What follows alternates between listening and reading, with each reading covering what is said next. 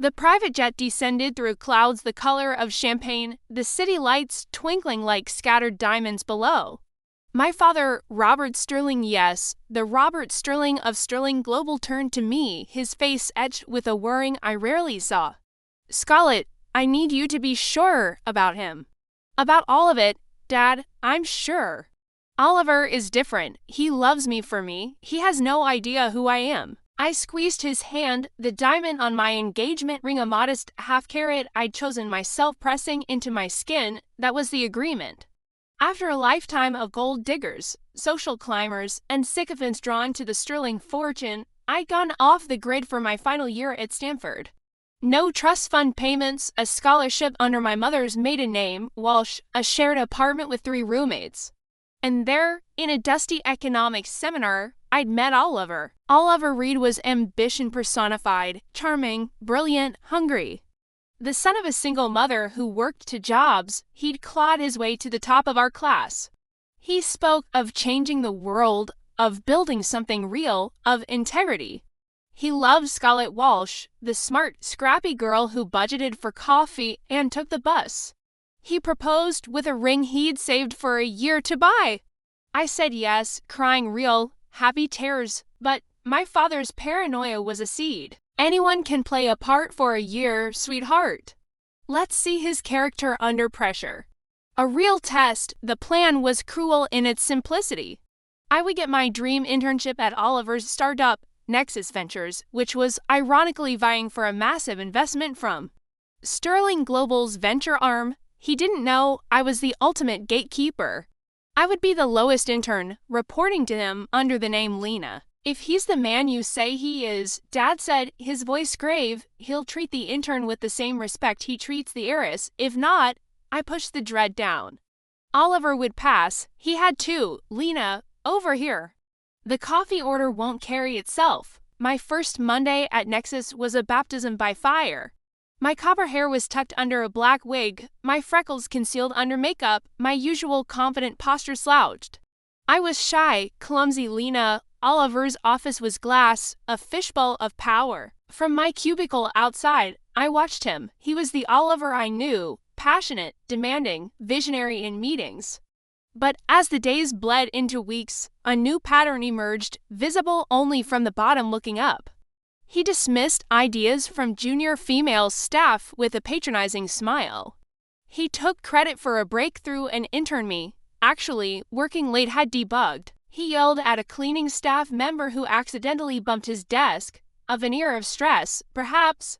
But it cracked further during the Parker incident. Ethan Parker, a sweet, older IT specialist, made a minor mistake in investor demo backup. Oliver called him into the glass office. The door didn't fully close. ... Utterly useless. Parker. Do you know what's writing on this? My future. I'm not carrying dead weight. Clean out your desk. You're done. Mr. Reed, please. My wife is sick. The insurance. Not my problem. Security will see you out. I watched Ethan, gray-faced, pack his family photos. My stomach turned to stone. This was the man who held me at night and spoke of workers' rights. The final blow came the night before the Sterling Global pitch. Oliver stayed late, practicing. I was staying late to file. He was on a call, his voice a lover's murmur. Don't worry, babe, after tomorrow, it's all going to change. Once Sterling's money is in the bank, I can finally upgrade. The Walsh girl is sweet, but let's be real, she's a placeholder. Once I'm a billionaire, I'll be worthy of the real thing. Maybe even a Sterling heiress. I hear Scarlett Sterling is single again. The world stopped. The pet name Babe was for me. The Walsh girl was me. I was his placeholder, his stepping stone. His ambition was a black hole, consuming everything in its path. Ethan's job, my father's potential investment, our future. He hung up and strode out, not noticing the intern weeping silently at her desk. I called my father, my voice hollow. Pull the pitch, tomorrow, don't invest a cent. Scarlett, what happened? He failed. In every way imaginable, the Sterling Global pitch was held in our own shimmering corporate tower. Oliver arrived, brimming with arrogant confidence, his team in tow. He didn't notice Lena wasn't there. He was led not to a conference room, but to the executive boardroom on the penthouse floor, a room reserved for closing deals in the nine-figure range. He adjusted his tie, a shark smelling blood in the water. The doors opened. The room was dark, save for a single spotlight on the head of the long, obsidian table. Sitting there was my father, Robert Sterling, his expression unreadable.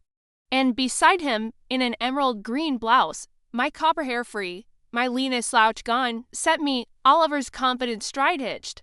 He blinked, a slow, confused smile forming. Mr. Sterling, it's an honor.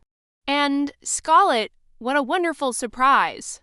I didn't know you'd be here. He shot me a look that screamed, play along. Have a seat, Mr. Reed, my father said, his voice like granite. Oliver sat, his eyes darting between us. Is Scarlett interning for you as well?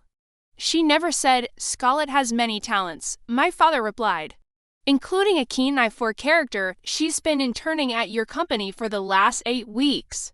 Under the name Lena, the color drained from Oliver's face so completely he looked like a negative of himself. His mouth opened, but no sound came out. He looked at me, really looked, and saw the sharp, assessing gaze of Lena, now framed by the face of the woman he proposed to. It was a test, he whispered, the horror dawning. A test you failed spectacularly, I said, my voice clear in the silent room. The illegal firings, the stolen credit. The verbal abuse of staff, the plan to dump your placeholder fiancé the second you got funding to chase a richer prospect. Which, ironically, was also me. I slid a folder across the table, a dossier. Compiled by Lena, it includes recorded conversations, witness statements from former employees like Ethan Parker, and the financials showing your cooked books. We're sending it to the SEC and every major news outlet. Your funding is dead. Your reputation is finished. Oliver stood, his chair screeching. You deceitful bitch, you set me up. All of it was a lie. The only lie, my father boomed, standing, his presence filling the room, was the man you presented to my daughter. You didn't love her, you loved the idea of what her name could get you. You saw people as tools. Today, you learn what it feels like to be discarded by someone with real power. Security entered. Your engagement is over, I said, slipping the modest ring off my finger and placing it on the table. It made a tiny, final click. My father's heart isn't broken by your rejection of me, Oliver. It's broken by the proof that the son-in-law he hoped for never existed. As security led a spluttering, broken Oliver away, I turned to the window. The city looked the same, but I felt utterly different. The girl who believed in a fairy tale was gone. In her place was a sterling heiress who had seen the truth from the ground floor up and had the power to ensure justice started there.